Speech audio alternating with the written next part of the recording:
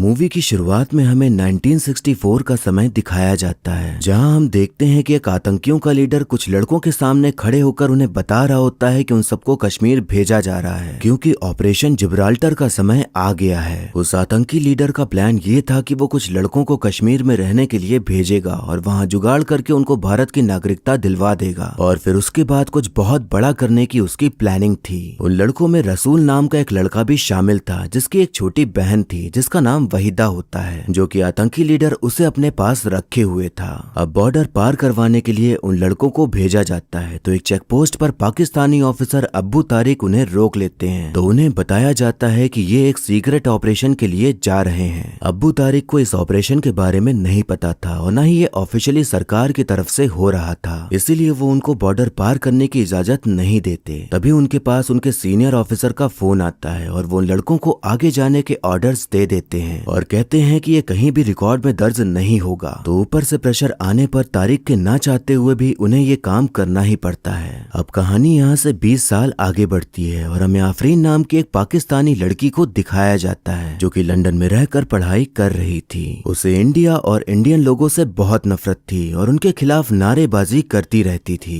एक बार उसे एक गाड़ी दिखाई पड़ती है जिसके अंदर इंडियन फ्लैग लगा हुआ था, तो वो पाकिस्तान जिंदाबाद कहते हुए उस गाड़ी में आग ही लगा डालती है। जिसकी गाड़ी उसने जलाई थी वो कोई छोटा मोटा आदमी नहीं था, तो वो आफरीन के कॉलेज पहुंच जाता है और फिर आफरीन को उसके सामने लाया जाता है ताकि वो उससे माफी मांगे। आफरीन के अंदर इंडिया को लेकर न जाने किस बात की नफरत थी कि वो उस आदमी से भी सही से बात नहीं करती और न ही माफी मांगने को तैयार होती है। आदमी कहता है कि अगर तुम्हें अपनी गलती का एहसास नहीं और न ही तुम माफी मांग सकती हो तो तुम्हें उस गलती की भरपाई करनी होगी, यानी कि जो गाड़ी तुमने जलाई है उसके पैसे देने होंगे जो कि हैं 10 लाख रुपए, वरना जेल की हवा खाने को तैयार हो जाओ। आफरीन तब भी नहीं पिघलती और माफी मांगने के बजाय पैसे देने को तैयार हो जाती है, पर उसके पास तो इतने पैसे नहीं थे, इसलिए वो अपने दादाजी के पास जाने का सोचती है जो कि पाकिस्तान में रहते थे। आफरीन जब छोटी थी तो उसके दादाजी ने उसे जबरदस्ती लंदन पढ़ने के लिए भेज दिया था, जिस बात से आफरीन उनसे नाराज हो गई और फिर दोबारा कभी मिलने ही नहीं आई। पर आज जब उसे पैसों की जरूरत थी तो वो उनके पास आ गई थी। जब वो उनके घर पहुंचती है तो उसे पता चलता है कि उसके दादाजी की मौत बहुत पहले ही हो चुकी है और वो कोई और नहीं बल्कि पाकिस्तानी ऑफिसर अब्बू तारिक थे।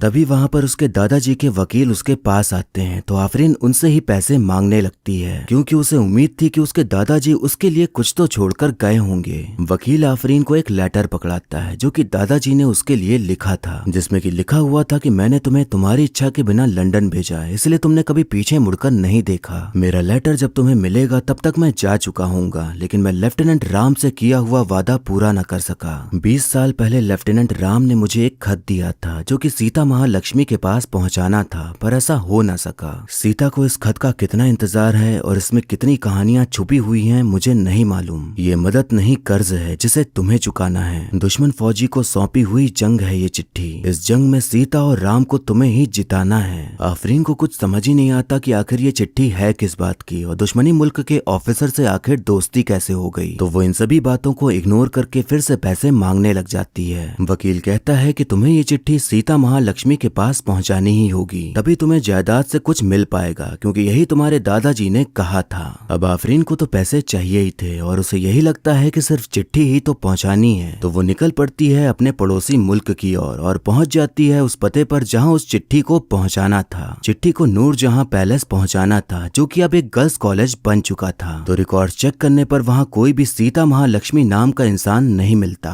काफी जगह तलाशने के बाद भी उसे सीता के बारे में कोई जानकारी नहीं मिलती। तो आफरीन सोचती है कि अगर सीता को ढूंढना है तो पहले हमें राम का पता करना होगा और राम के बारे में उसे ये मालूम था कि वो लेफ्टिनेंट राम थे और मद्रास रेजिमेंट से बिलोंग करते थे। तो इधर उधर जुगाड़ लगाकर सारे रिकॉर्ड्स को खंगालते हुए उन्हें राम की फोटो मिल जाती है। फिर उनको राम के एक दोस्त विकास के बारे में पता चलता है, तो और जानकारी प्राप्त करने के लिए वो उनके पास ही पहुंच जाते हैं। अब विकास राम की कहानी सुनाना शुरू करता है और कहानी यहाँ से फ्लैशबैक में जाती है जहाँ हम एलओसी में मौजूद इंडियन बेस कैंप को देखते हैं। वहाँ पर बर्फबारी के कारण कई दिनों से राशन नहीं आ पाया था, जिसकी वजह से सभी ऑफिसर भूखे ही अपनी ड्यूटी निभा रहे थे। वहीं पर राम हर जगह नजर रखते हुए अपनी ड्यूटी निभा रहा होता है कि तभी कुछ लोग उसे अपनी तरफ आते हुए दिखाई पड़ते हैं। राम को लगता है कि शायद वो कश्मीरी मुस्लिम्स हैं, पर उसके सीनियर ऑफिसर को लगता है कि वो आतंकी भी हो हो सकते हैं, इसलिए वो राम को फायर करने को कहते हैं। राम को यकीन था कि वो लोग आतंकी नहीं हैं, इसलिए वो जानबूझकर ठीक से निशाना नहीं लगाता और उसका ये मानना सही साबित होता है क्योंकि वो कोई आतंकी नहीं बल्कि आम इंसान थे जो उनके लिए राशन लेकर आए थे।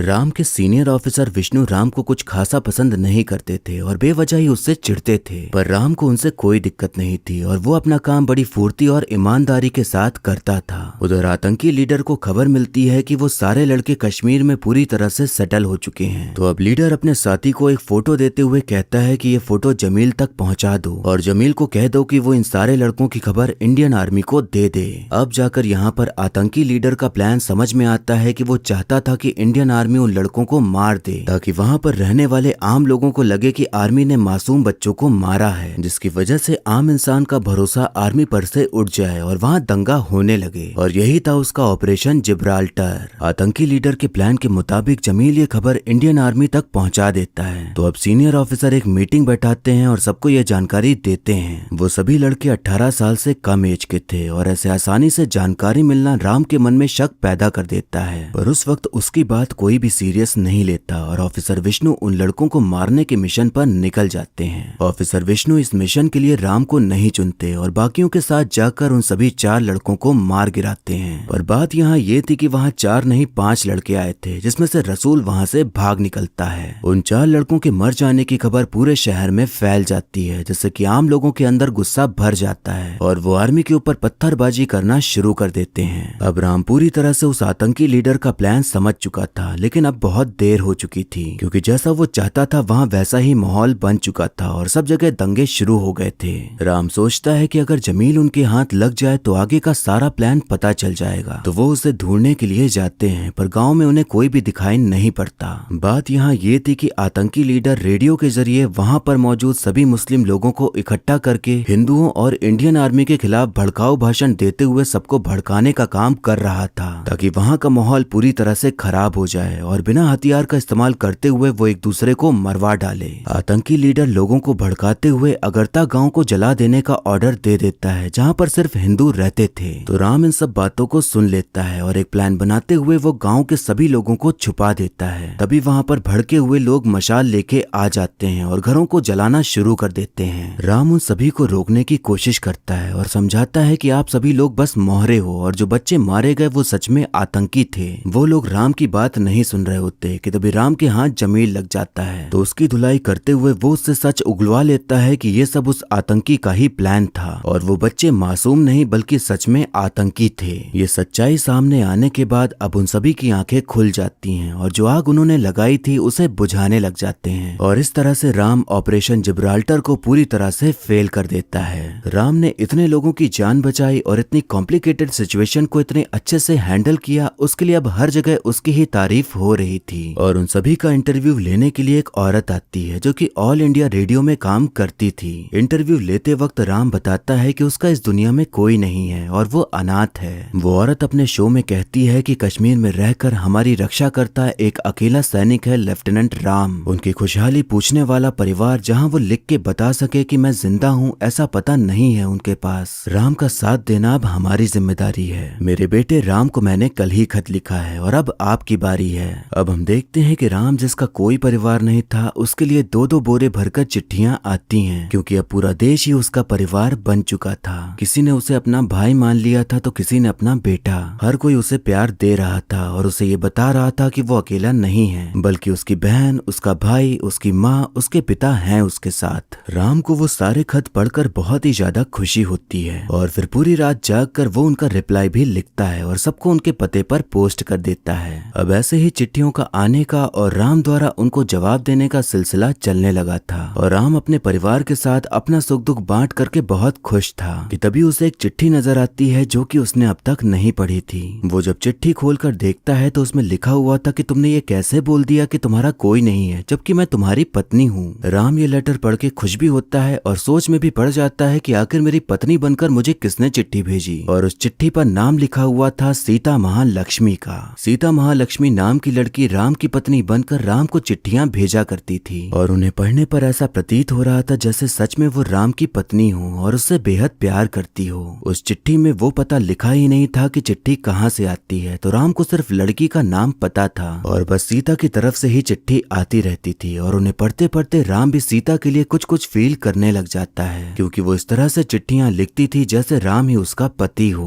अब एक दिन राम को चिट्ठी मिलती है जिसमें कि सीता ने लिख रखा था कि 12 तारीख को हैदराबाद में एक मैजिक शो है जिसे वो देखने जा रही है। राम हमेशा की तरह चिट्ठी पढ़ ही रहा होता है कि तभी उसकी नजर लेटर पर लगे स्टैम्प पर पड़ती है जिसमें कि दिल्ली लिखा हुआ था। अब उसका दिमाग चलता है और वो अंदाजा लगा लेता है कि सीता जल्द ही दिल्ली से हैदराबाद जाने वाली है, तो वो चिट्ठी लेकर सीधा दिल्ली पहुंच जाता है और हैदराबाद जाने वाली ट्रेन में सीता को ढूंढने लगता है। काफी कोशिशों के बाद आखिरकार राम को सीता मिल ही जाती है, जिसे वो एक पल के लिए देखता ही रह जाता है क्योंकि वो बहुत खूबसूरत थी। राम उसे कुछ लेटर्स पकड़ाते हुए कहता है कि आपके सारे खतों के लिखे हुए जवाब हैं, क्योंकि आपने कभी अपना पता लिखा नहीं तो मैं खुद लेकर चला आया। सीता सभी लेटर्स पढ़ती है तो उसमें लिखा मिलता है कि राम अपने एक मित्र के यहाँ कुछ दिन रुकने वाला है, तो वो चाहे तो उससे आकर मिल सकती है। अब राम अपने मित्र दुर्जय के पास चला जाता है जो कि रामलीला में काम करता था और वहीं पर रहकर सीता के आने का इंतजार करने लग जाता है। अब अगले दिन सीता राम से मिलने के लिए आ जाती है, जिस बात से राम बहुत खुश होता है और अपने मन में छुपी हर बात उससे कहने लग जाता है। पर सीता कहती है कि मैंने तो वो सारे खत इसलिए लिखे थे क्योंकि मुझे लगा कि हम कभी नहीं मिलेंगे और शायद ना मिले तो अच्छा है। सीता कह तो कुछ और रही थी पर उसकी आंखें बता रही थी कि उसके मन में कुछ और है, पर वो राम से बस दूर रहने का कहकर वहां से चली जाती है। अब कहानी यहाँ से प्रेजेंट में आती है जहाँ राम के दोस्त विकास आफरीन से कहते हैं कि इसके आगे क्या हुआ मुझे नहीं पता, लेकिन राम के मित्र दुर्जय को पता होगा, इसलिए आपको उसके पास जाना चाहिए। अब हम देखते हैं कि राम के सीनियर ऑफिसर विष्णु अब रिटायर हो रहे थे, लेकिन तभी उनके पास आफरीन का कॉल आता है और उन्हें पता चलता है कि वो राम के बारे में जानना चाहती है, पर उन दोनों की बातचीत नहीं हो पाती। तो ऑफिसर विष्णु आफरीन के बारे में सारी जानकारी ढूंढ निकालने का ऑर्डर दे देते हैं। उनके चेहरे की घबराहट देखकर ऐसा लगता है जैसे अगर आफरीन को राम के बारे में और जानकारी मिल गई तो शायद कुछ गड़बड़ हो जाएगी। अब आफरीन दुर्जय के पास पहुंच जाती है तो कहानी यहाँ से फिर से पीछे जाती है, जहाँ हम देखते हैं कि राम उसी मैजिक शो में पहुंच जाता है जहाँ सीता जाने वाली थी। वहाँ उसे सीता की दोस्त रेखा मिलती है तो वो राम को बताती है कि तुम इस तरह अचानक से आ जाओगे ये कभी भी उसने नहीं सोचा था। राम को पता चलता है कि सीता एक डांस टीचर है जो कि नूरजहां पैलेस में रहती है।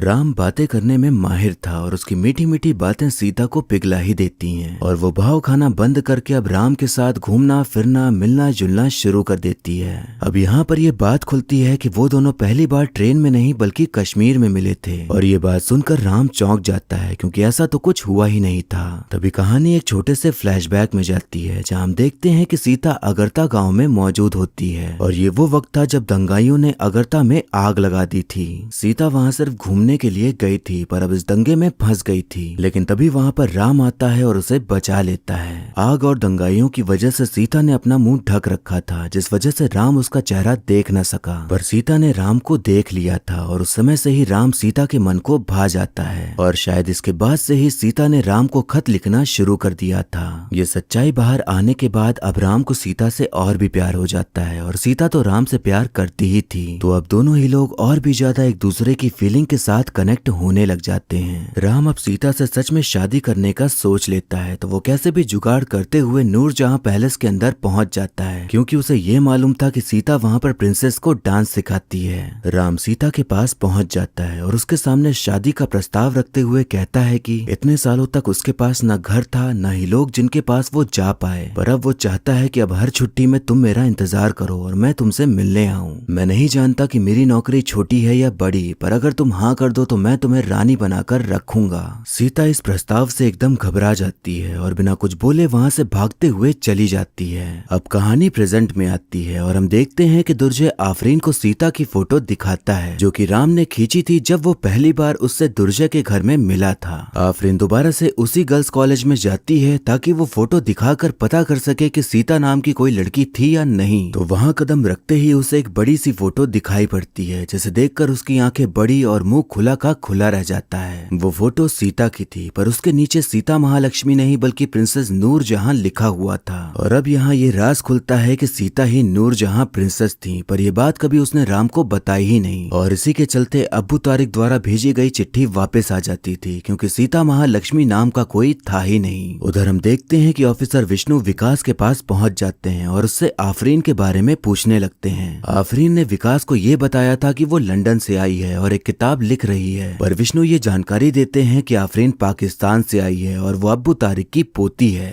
अब कहानी यहाँ से फिर से फ्लैशबैक में जाती है, जहाँ हम देखते हैं कि राम जिसे रानी बनाकर रखना चाहता था वो पहले से ही रानी थी। सीता यानी कि नूरजहां को बच्चियों से बेहद लगाव था, तो वो छोटे बच्चों की पढ़ाई के लिए बहुत कुछ करती थी और वो इतनी बड़ी रानी होकर भी एकदम साधारण तरीके से रहती थी। प्रिंसेस नूरजहां राम से जुड़ी सारी बात रेखा को बताती हैं, तो वो यही सलाह देती है कि तुम्हें अब उसे सच बता देना चाहिए, नहीं तो वो बाद में और भी ज्यादा दुखी होगा, क्योंकि सीता तो असलियत में है ही नहीं। पर सीता यानी नूरजहां राम से सच में प्यार करती थी और उसके साथ ही रहना चाहती थी। पर वो एक रानी थी, जिसकी वजह से उसका किसी आम इंसान से प्यार करना उसके भाई को बिल्कुल भी पसंद नहीं आता और उसके दिमाग में यही सब बातें चलने लग जाती हैं कि शायद उसे लेटर लिखना ही नहीं चाहिए था, और इसी सोच में पड़ी होती है कि आखिर वो क्या करे। अब हम देखते हैं कि ओमान देश में फाइनेंशियल क्राइसिस आ जाती है, तो वहाँ के सुल्तान वहाँ पर मौजूद सभी इंडस्ट्रीज को अपने कंट्रोल में ले लेते हैं, जिसमें कि नूरजहां की इंडस्ट्रीज भी शामिल थी। अब नूरजहां के भाई अकबर परेशान होते हैं कि अब वो क्या करें। कि तभी उनके सलाहकार कहते हैं कि अगर हम सुल्तान के बेटे की शादी नूरजहां से करवा दें तो हमारी संपत्ति बच सकती है। अब सारा भार नूरजहां के ऊपर आ जाता है और सभी उससे ये उम्मीद करने लग जाते हैं कि अगर वो शादी कर ले तो सब सही हो जाएगा। पर वो तो राम से प्यार करती थी, तो ऐसे कैसे हाँ कर देती।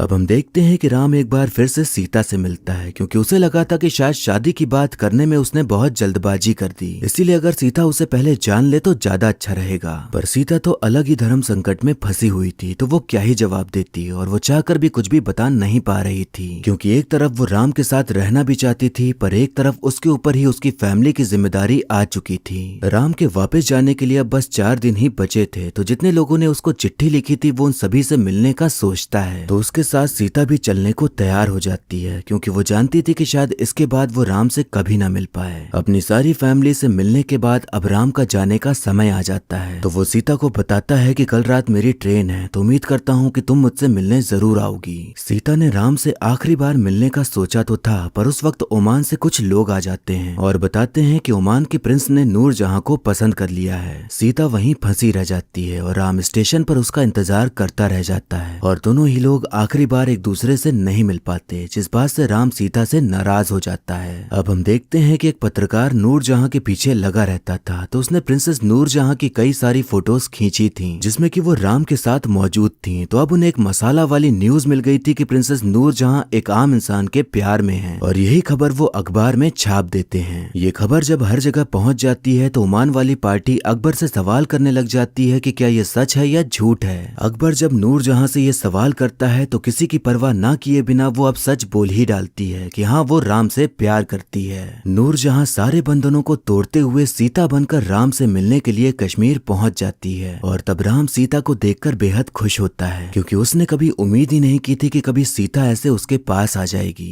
अब कहानी प्रेजेंट में आती है, जहां हम देखते हैं कि आफरीन नूरजहां की दोस्त रेखा के पास पहुंच गई थी, और वहां उसे पता चलता है कि प्रिंसेस नूरजहां लंदन में है। आफरीन जब वहां फोन मिलाती है तो उसे पता चलता है कि वो अभी कश्मीर गई हैं, और इस समय हर साल वो वहीं जाती हैं। अब आफरीन उनसे मिलने के लिए कश्मीर रवाना हो जाती है, लेकिन वहां पहुंचते ही आर्मी ऑफिसर्स उसे अरेस्ट कर लेते हैं, क्योंकि ऑफिसर विष्णु ने ऑर्डर्स दे रखे थे कि आफरीन कहीं भी मिले उसे गिरफ्तार कर लिया जाए। अब वहां पर ऑफिसर आफरीन से सवाल करने लग जाते हैं कि तुम देशद्रोही राम जिसकी वजह से हमारे 32 जवान मारे गए उसके बारे में क्यों जानना चाहती हो। आफरीन को समझ ही नहीं आता कि अब तक जिसके बारे में अच्छा अच्छा सुनते आ रही थी अचानक से वो देशद्रोही कैसे बन गया। तभी वहां ऑफिसर विष्णु आ जाते हैं और उससे अकेले में बात करते हुए कहते हैं कि राम देशद्रोही नहीं था और मुझ पर तुम्हारे दादाजी अब्बू तारिक और राम के बहुत एहसान हैं। अब कहानी यहाँ से दोबारा फ्लैशबैक में जाती है, जहाँ हम देखते हैं कि राम और सीता एक होटल में गए होते हैं, तो वहाँ पर सीनियर ऑफिसर विष्णु अपनी पत्नी के साथ मिल जाते हैं, तो वो वहीं उनके साथ ही बैठ जाता है। तभी अचानक से विष्णु सर के कनपट्टी पर एक लड़का बंदूक तान देता है, और वो लड़का रसूल होता है, जो कि इतने दिनों से ताक लगाए बैठा हुआ था बदला लेने के लिए। राम की होशियारी से वो रसूल को पकड़ने में कामयाब हो जाते हैं, और फिर गुड कॉप बैड कॉप का खेल खेल कर विष्णु रसूल के सामने बुरा ऑफिसर बन जाता है, और राम रसूल का हमदर्द बन जाता है, ताकि रसूल उस पर भरोसा करके सब कुछ बता दे।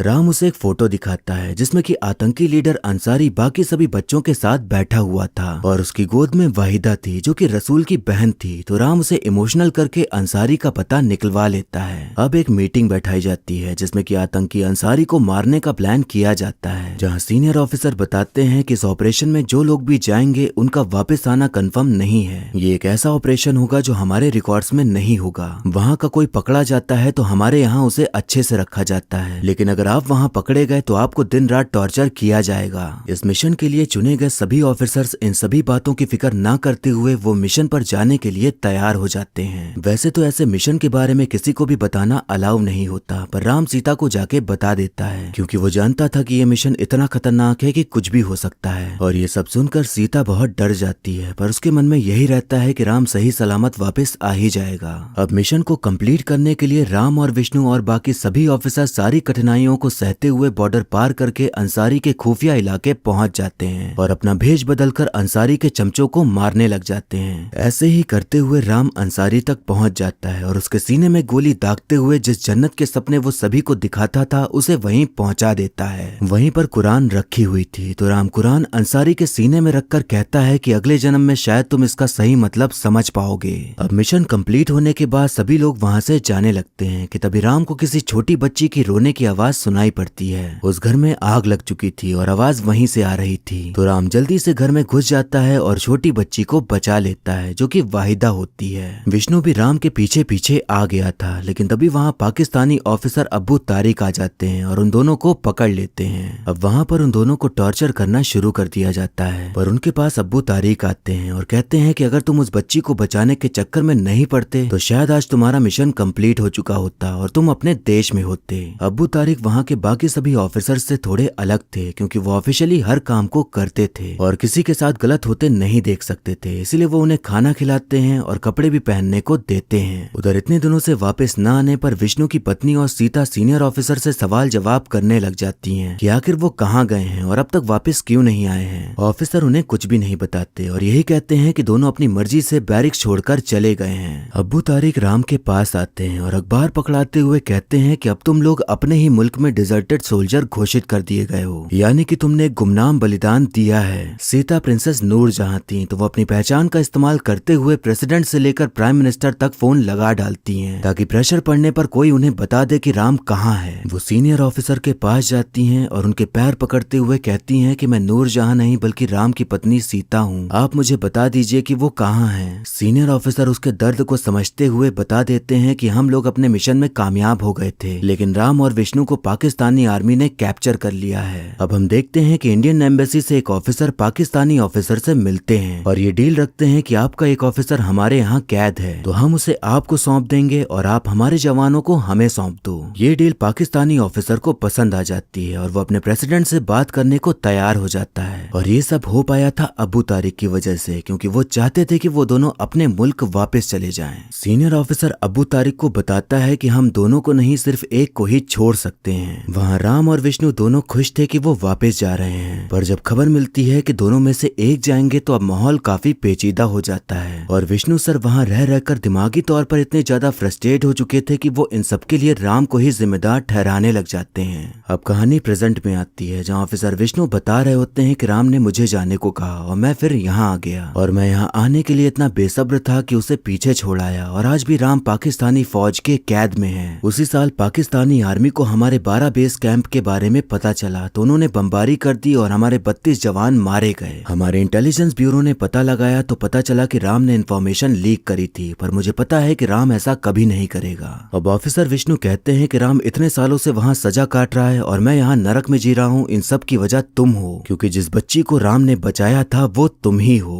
ये बात सुनकर आफरीन एकदम शॉक हो जाती है और यहाँ पता चलता है कि जो बच्ची राम ने बचाई थी उसे अब्बू तारिक ने ही गोद ले लिया था और वाहिदा ही आफरीन है। आफरीन को दादाजी के खत में लिखी वो बात याद आती है कि इस खत को सीता तक पहुँचाना तुम्हारा कर्ज है जिसे तुम्हें ही चुकाना है, और अब जाकर उसे समझ आता है कि वो इन सब चीजों से कैसे जुड़ी हुई है और आज अगर वो जिंदा है तो सिर्फ राम की वजह से। अब हम देखते हैं कि सीता कश्मीर में होती है और वो वहाँ हर साल आती थी क्योंकि राम के साथ उसकी यादें वहीं से जुड़ी हुई थी और वहाँ आकर वो अपनी यादों को ताजा करती थी। सीता आज भी राम का इंतजार कर रही थी और उसके लिए ही जी रही थी। आफरीन को तो पकड़ लिया गया था, पर बालाजी खत लेकर सीता के पास पहुंच जाता है और 20 साल पहले जो खत सीता को मिल जाना चाहिए था आखिरकार अब जाकर वो उसे मिल ही जाता है। खत में लिखा हुआ था कि हमारी चांद जैसी परी कथा का आखिरी पन्ना है ये खत मिलने में तुम्हें जरा देर हो गई है, तुम नाराज होगी लेकिन तुम्हारी नाराजगी देखना मेरी किस्मत में नहीं है। दुनिया मेरे बारे में न जाने क्या क्या बोल रही होगी, लेकिन तुम अपने यकीन पर यकीन रखना, क्योंकि मैं देशद्रोही नहीं हूँ। उधर विष्णु को जब पता चलता है कि सीता कश्मीर में ही है तो वो उसका पता लगाने को कहता है, क्योंकि वो नहीं चाहता था कि वो लेटर सीता तक पहुंचे।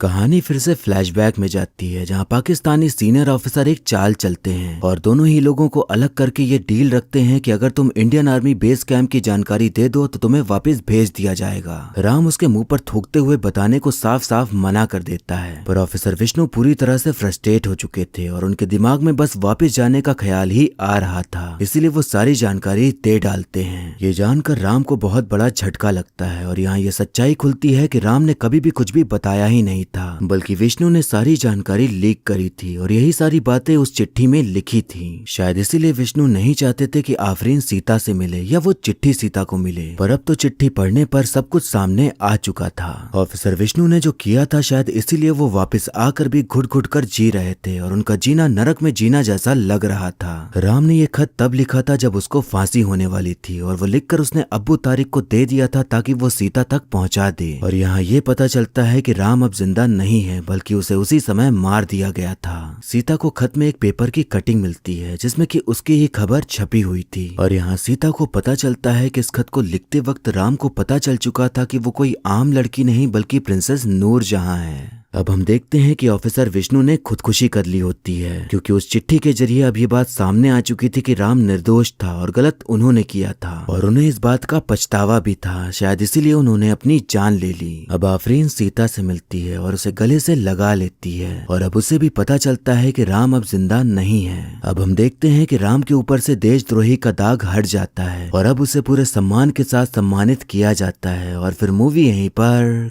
खत्म हो जाती है। तो दोस्तों, मैं सबसे पहले यही कहना चाहूंगा कि इतने टाइम बाद मैंने इतनी अच्छी लव स्टोरी वाली फिल्म देखी है जो कि सही मायने में आपको असली प्यार का मतलब समझाती है और बताती है कि प्यार में साथ जीना नहीं बल्कि उनके साथ रहे बगैर जीना बहुत बड़ी बात होती है और जब आप साथ ना हो तब भी प्यार बरकरार रहे तो शायद वही सच्चा प्यार होता है। इस फिल्म में हमें बहुत कुछ देखने को मिलता है, जैसे कि एक इंडियन आर्मी सोल्जर का अपने देश के लिए कुर्बान होना, एक प्रेमिका जो अपने प्रेमी के इंतजार में है और उसी को याद करके अपना जीवन बिता रही है, एक लड़की जिसे अपने पड़ोसी मुल्क से बहुत नफरत थी पर धीरे धीरे उसकी सोच में बदलाव आना, एक ऑफिसर जो कि दुश्मन है पर हमारे जवान की बहादुरी और इंसानियत को देखकर उसकी मदद करता है। ये फिल्म पहले तो मुझे यही लगा कि जैसे हम आम लव स्टोरी वाली मूवीज देखते हैं ये भी कुछ वैसे ही होगी, जिसमें कि थोड़ा बातें होंगी, घूमना फिरना होगा, थोड़ी दूरियां आएंगी और फिर दोनों एक हो जाएंगे। पर जब फिल्म देखी तो अंत तक आते आते एकदम इमोशनल सी कर गई। मूवी प्यार के बारे में है लेकिन हमें बहुत कुछ देखने को मिलता है और एक भी पल के लिए बोरियत फील नहीं होती। फिल्म के डायलॉग्स और बोलने का तरीका और शब्दों का चयन बहुत खूबसूरत है। अगर कहूँ तो ये फिल्म ही बहुत खूबसूरत है। यहाँ एक बात चर्चा में है कि अब्बू तारिक को अच्छा दिखाया गया है और राम के दोस्त विष्णु को बुरा, जो कि इंडियन आर्मी से बिलोंग करते हैं। अच्छा और बुरा इंसान कोई भी हो सकता है, फिर चाहे किसी भी कम्युनिटी से हो या धर्म से हो या कोई पोस्ट हो। तारिक अच्छा था इसका मतलब ये नहीं कि सभी पाकिस्तानी लोग अच्छे हों और विष्णु ने गलत किया इसका मतलब ये नहीं कि सभी इंडियन आर्मी के लोग वैसे ही होते हैं। ये अपने माइंडसेट की बात होती है और अपनी सोच के ऊपर होता है कि आप जो फैसला लेने वाले हैं वो अपने फायदे के लिए है या सभी के फायदे के लिए। अब राम इतना अच्छा